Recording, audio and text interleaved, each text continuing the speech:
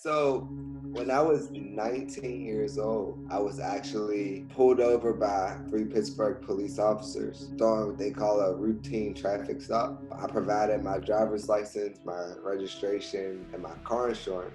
These officers ran my files in their database and I didn't have any warrants. Then these officers looked up a guy named Lamont Ford who happened to have a warrant.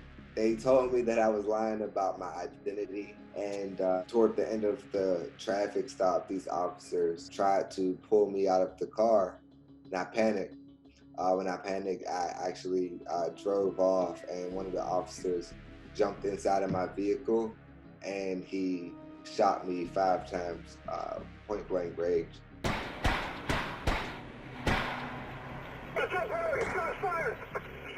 Um, I crashed my car into a porch of a nearby home, and these officers, pulled me out of the car. They slammed me on the ground. They handcuffed me. Next thing I remember was waking up in the ICU, shackled to the bed.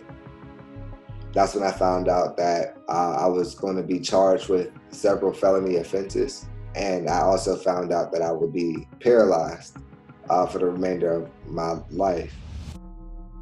Ultimately end up receiving a settlement from my city about 7 years later. It was an emotional roller coaster. I realized that it was time for me to focus on healing internally and really putting myself first. So I had to make a conscious decision to choose me. And I chose me because although I was doing great things in the community and I was receiving awards and externally it looked as if I was successful, internally I was suffering. And so I made a decision to heal internally. And that decision like single-handedly changed my life. And I created an environment in my mind where it was so healthy. And when my mind was healthy, it transformed my thoughts. And when my thoughts became more clear, became more focused, became more positive, it really transformed my life. You can, dive deep within yourself to find that peace in the midst of adversity. Because it's there, right? That peace of mind is always there. It's just the challenge of finding it.